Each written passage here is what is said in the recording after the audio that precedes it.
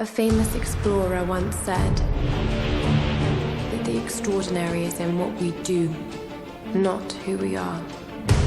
I'd finally set out to make my mark, to find adventure. But instead, adventure found me. We're going to start with this.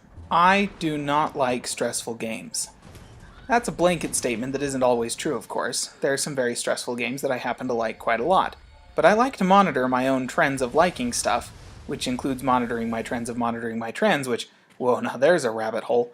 And the trend is that I do not like a game to stress me out. It can thrill me or scare me or ratchet up tension, but if it does too much of any of those things, I throw it aside like some kind of week-old thing that's not good after a week. Room temperature chicken, sushi somebody left sitting in the cat's litter box, something gross. All of that to say, I loved Tomb Raider, and I'll probably play through it again, and buy the next one, and the one after that, even though it hasn't actually been officially announced. This is all despite it being, in many ways, a highly stressful game.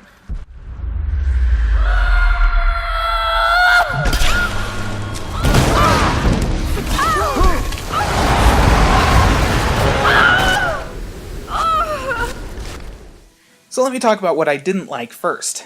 I died a lot, but that's not terribly unusual for me. I tend to do that, and as long as the game is entertaining, I'll keep coming back like the crazy person I am. So sure, I died in many unspeakably horrible ways, but the exploring and puzzle solving in combat was all good enough to keep me coming back for more.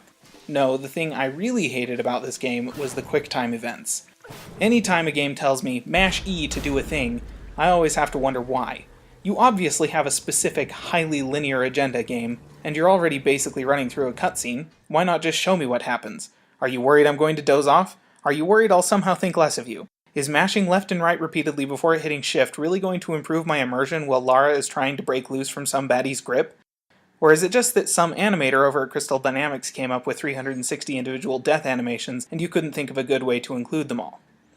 QuickTime events annoy me, and the fact is they don't really add any substance to the game aside from maybe giving me a heart attack when I can't tell if I'm in a cutscene or not, and suddenly there's a flashing notice, and then Lara gets her throat ripped out by a wolf. And there are so many of these QuickTime events in Tomb Raider that I very nearly gave up on the whole thing very early on, and I totally would have if it weren't for one thing.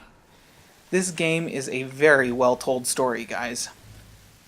The character arc Lara gets is phenomenal. Sure, it gets to a point sometime after she's been impaled by rebar that you realize the game is not going to be terribly realistic concerning the amount of punishment Lara is going to survive.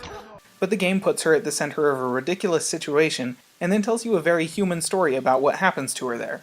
As a character, she grows, adapts, and learns in smooth, logical steps. Is it perfect? Maybe not. There are a few issues. But the character of Lara is engaging, and I was interested in finding out what was going to happen to her. Beyond that, the plot is interesting, especially if you take the time to pick up all the little artifacts scattered around. Exploration is rewarded with more than ammo pickups, and I really like that. The story moves organically from one immediate danger to another, and the conflict increases in tension as the game progresses. It's effective, it's entertaining, and I was invested. Also, the game is a ton of fun to play. Picking up salvage and looting bodies so you can craft and improve your weapons is a nice little snippet of RPG I rather like, along with the experience and character point system. The myriad little side stories are also interesting, as is the fact that you really have to hunt around to find them. The game makes good use of camera effects to disorient you, but the combat still plays at least somewhat organically. And on top of all that, the environment is beautiful. Yes, it's a few years old now, but if you grab the remastered version on console, it's basically the same quality as Rise of the Tomb Raider. And if I'm going to be trapped in a hostile situation, beset by enemies on all sides, and constantly dying gruesome deaths, I want to do it someplace with pretty sunsets, dang it.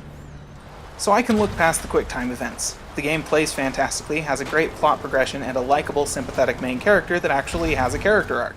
It's pretty darn good, and I'll play it again. And this time, I'm not going to let anything happen to... Frick. Sorry, Lara.